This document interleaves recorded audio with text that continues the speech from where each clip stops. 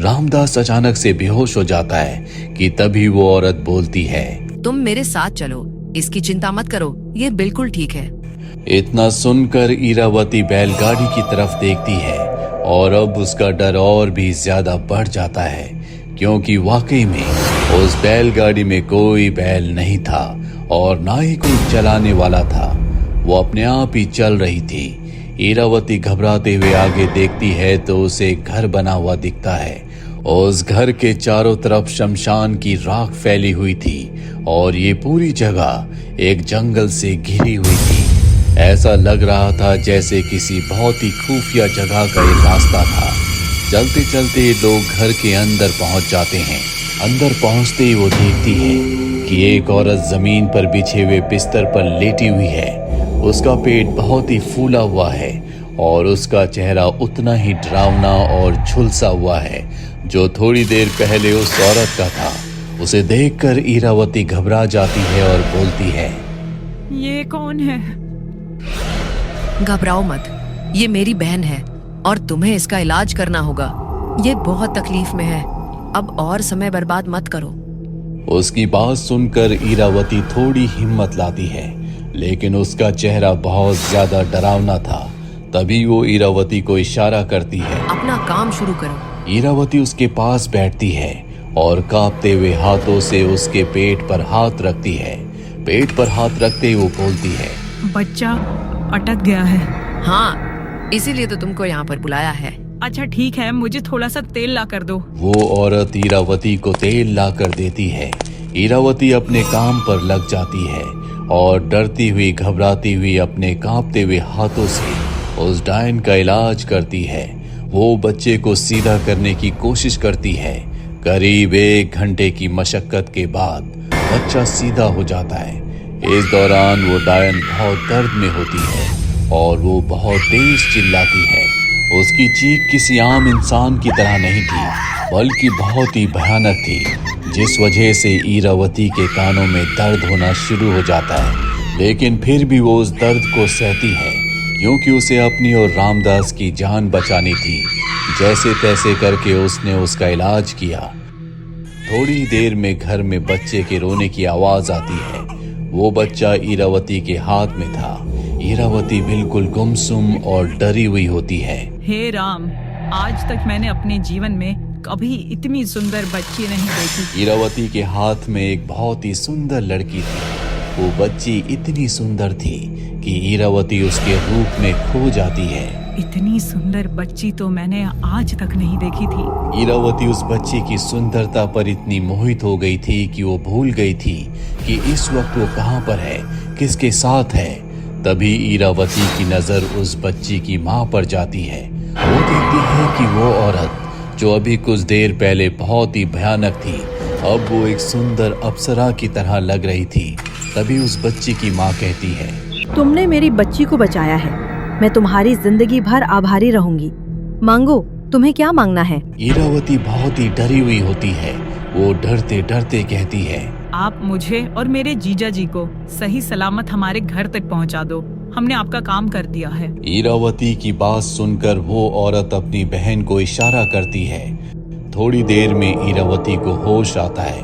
वो देखती है कि वो औरत जो उन्हें लेकर आई थी, वही औरत उन दोनों के साथ बैलगाड़ी में बैठी हुई है और बैलगाड़ी उनके घर की तरफ जा रही है।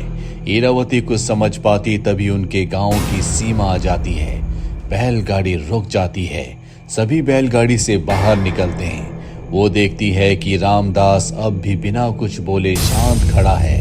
इरावती डरती हुई आवाज में उस औरत से पूछती है, तुमने इनके साथ क्या किया है? चिंता मत करो, ये बिल्कुल ठीक है। सुबह तक ये ठीक हो जाएगा और इसको कुछ भी याद नहीं रहेगा। ये बात सुनकर इरावती वहां से जाने लगती है।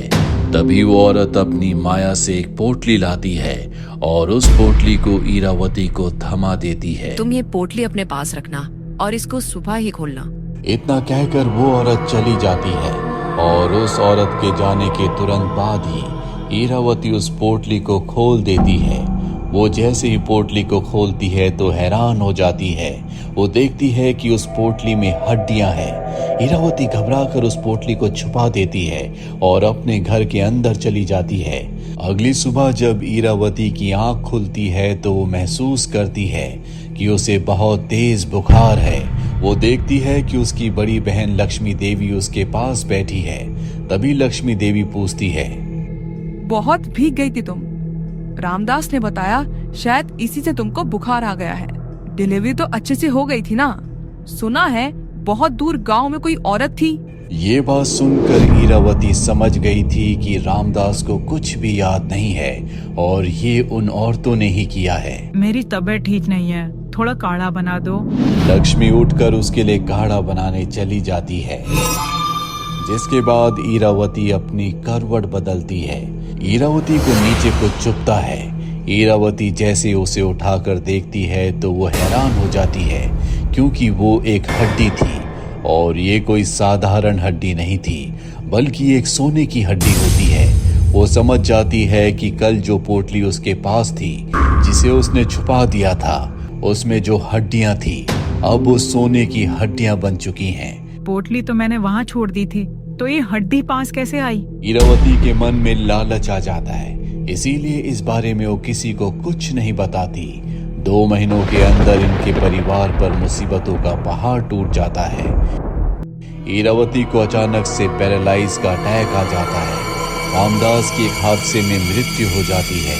इन दोनों चीजों के पीछे था एक बहुत बड़ा राज, लेकिन वो किसी को कुछ बता पाती उससे पहले उसकी पूरी बॉडी पैरालाइज हो गई और उसने बिस्तर पकड़ लिया। 20 सालों तक वो उसी बिस्तर पर पड़ी रही, न कुछ बोल पाती न कुछ बता पाती। और तब तक लक्ष्मी देवी के सभी बच्चे बड़े हो गए। एक दिन की बात है, लक्ष्मी देवी अपनी बहन ईरावती को खाना खिला रही थी। तभी ईरावती कुछ बोलती है, दीदी। मेरी बहन वापस से ठीक हो गई है। सुनो सुनो, सब लोग कहाँ हो तुम? किसी को बुलाने की जरूरत नहीं है। ईरावती अपने संदूक की तरफ इशारा करती है और उसे लाने को कहती है। वो सबसे नीचे वाली पोटली को उठाकर अपनी बहन को दे देती है। इसे खोलो। अरे ईरावती, ये कैसे हड्डियां हैं? दीदी, आज मैं तुमको एक ऐसा राज बताने जा रही हूँ जो तुम्हें सिर्फ अपने तक रखना है। मैं इस बोझ को धो रही हूँ और अब मैं इस बोझ को उतारकर मुक्त होना चाहती हूँ। कैसा राज? ईरावती अपनी बहन को बताती है कि कैसे जिस दिन वो डिलीवरी के लिए गई थी तो वहां पर क्या क्या हुआ था और कैसे उनको वो औरत वापस छोड़ कर गई थी। वो ये भी बताती है कि मैंने आपको कुछ नहीं बताया, लेकिन मैं अपने जीजाजी रामदास के पास गई। मैंने उन्हें सारी बातें बता दी, जिसके बाद उन्हें सब कुछ याद आ गया। जिसके बाद मैंने उन्हें पोटली और हड्डियों के बारे में भी बताया। जल्दी चलो उस पेड़ के पास, वहां पर और भी सोना होगा। हम वहाँ पहुँच गए उस पेड़ के पास, लेकिन हमें वहाँ कोई पोटली नहीं मिली। लेकिन जहाँ पोटली रखी थी वहाँ पर 4 और वैसी ही हड्डियाँ रखी हुई थी। अब ये देखकर जीजा जी के मन में लालच आ चुका था। उन्होंने वो 4 हड्डियों के टुकड़े मुझे दिए और कहा कि इन्हें संभाल कर रखना। उसके 3-4 दिन बाद एक दिन जीजा जी मेरे पास आए और बोले कि सुनो, तुम मेरे साथ चलो, एक बाबा हैं, उनसे मिलने चलना है। लेकिन हम उनके पास क्यों जा रहे हैं? तुम मेरे साथ चलो, मैं रास्ते में तुम्हें सारी बात बताता हूँ। ये दोनों एक बाबा के पास पहुँचते हैं। वहां पहुंचने के बाद रामदास ने बाबा को सारी बात बताई। उसने ईरावती से कहा, जो भी तुम्हें पता है वो बाबा जी को बताओ। ईरावती घबरा गई थी। वो समझ गई थी कि बाबा और रामदास दोनों मिलकर कोई षड्यंत्र रच रहे हैं। उन दोनों के मन में लालच आ चुका है। ईरावती ये सब सोच ही रही होती है। तभी बाबा उसे कहते हैं, हम उस डायन को पकड़ लेंगे, उससे बहुत सारा सोना इकट्ठा करेंगे और फिर हम आपस में बांट लेंगे। उनकी बातें सुनकर ईरावती घबरा गई। वो रामदास को इशारा करके बुलाती है। उस औरत ने हमें सही सलामत घर छोड़ तो दिया था और बदले में उसने वो सोना भी दिया। अब आप ये सब क्यों कर रहे हो? आप लालच में क्यों पड़ रहे हो? तुम चुप रहो, तुम्हारा सोना तो मिल गया ना, मुझे तो कुछ नहीं मिला। मैं भी तो तुम्हारे साथ गया था। आप ये सारा सोना ले लो। मेरा इतना सोने से कुछ नहीं होगा। ये 4 हड्डियां लेकर मैं क्या करूंगा? मुझे उस डायन से बहुत सारा सोना चाहिए और तुम चुपचाप बैठी रहो। अगर तुम चाहो तो हमारे साथ रह सकती हो, वरना यहाँ से चली जाओ। अब ईरावती को मन में डर था कि कहीं रामदास कुछ गलत न कर बैठे, इसीलिए वहां पर चुपचाप खड़ी रहती है। रामदास के सामने उसकी एक नहीं चलती। उसके बाद रामदास और बाबा आपस में षड्यंत्र करने लगते हैं। उन्होंने अपना काम शुरू कर दिया और तंत्र मंत्र की शक्तियों से उस डायन को वहां पर बुला लिया और उसको बुलाकर वहां पर उन्होंने कैद कर लिया। कैद करने के बाद बाबा कहते हैं, बता तू ये सोना कहां से लाती है? हमको बहुत सारा सोना चाहिए, तो किस तरह से इन हड्डियों को सोने में बदलती है? डायन बाबा को कुछ नहीं बताती, जिसके बाद रामदास और बाबा वहां से चले जाते हैं। ईरावती वहां पर अकेली रह जाती है। वो डायन उसे बहुत गुस्से से देख रही होती है। मैंने तुझे सही सलामत तेरे घर पहुंचाया, तुझे मैंने सोना दिया और तूने मुझे ही कैद करवा दिया। ईरावती वहां पर रोने लगी। उसने बताया कि इसमें मेरा कोई हाथ नहीं है, लेकिन मेरे जीजा जी बहुत लालची बन चुके हैं। वो और ये बाबा मिलकर ये सब कर रहे हैं। मैंने तो इनको मना भी किया था, लेकिन मैं क्या कर सकती थी, और मैं उन्हें अकेला भी तो नहीं छोड़ सकती हूँ।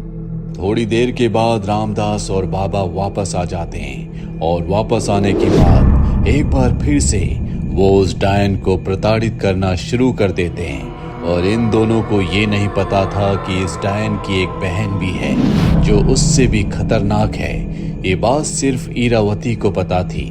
ये सब कुछ चल ही रहा होता है कि तभी अचानक से बाहर आसमान में बिजली चमकने लगती है और एक शक्ति उनके सामने प्रकट हो जाती है। वो इस डायन की बहन थी जिसके बच्चे की जान ईरावती ने बचाई थी।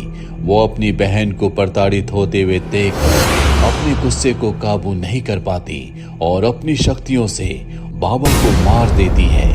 रामदास और ईरावती वहां से भागने में कामयाब हो जाते हैं। वहीं डायन भी अपनी बहन को छुड़ाकर अपने साथ ले जाती है। ईरावती ये सारी बातें अपनी बहन को बता रही होती है जो कि उनके साथ हुआ था। तांत्रिक की मौत के कुछ दिनों बाद मुझे एक सपना आया। उस सपने में मुझे वही डायन दिखी जो हमसे उस दिन मदद मांगने हमारे घर आई थी। वो बहुत गुस्से में थी। उसने मुझे कहा कि तेरा जीजा एक बार माफ करने के बाद भी नहीं माना। वो बहुत लालची बन गया था।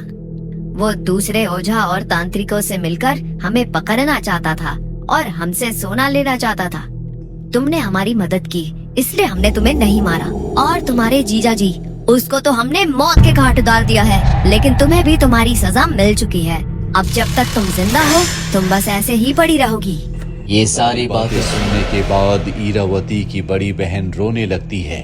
उसे पता ही नहीं था कि उसके पति के साथ क्या हुआ था और कैसे इतने सालों से उसकी बहन इस यातना को झेल रही थी, और वो भी इस वजह से क्योंकि उस दिन उसने अपनी जगह अपनी बहन ईरावती को भेज दिया था। अगर उस दिन वो ठीक होती तो शायद वो उसकी जगह पर जाती और ये सब कुछ नहीं होता। अपनी बड़ी बहन को रोते हुए देख ईरावती कहती है, दीदी, इसमें गलती किसी की नहीं है। ये सोना ही विनाश की जड़ है। तुम इसको पानी में बहा दो और मेरा अब जाने का समय हो गया। इतना कहकर ईरावती वहीं पर दम तोड़ देती है। तो ये थी कहानी इस सोने की हड्डी की। मतलब हमारी मौसी ईरावती, उन्होंने एक डायन की मदद की और उसके बदले में उसने उनको सोना दिया जो उस समय उनके लिए बहुत था। यानी उनके जीजा के लालच की वजह से ये सब कुछ हुआ। खैर, जो कुछ भी हुआ वो सही ही हुआ, क्योंकि किसी ने ठीक ही कहा है कि लालच बुरी बला है।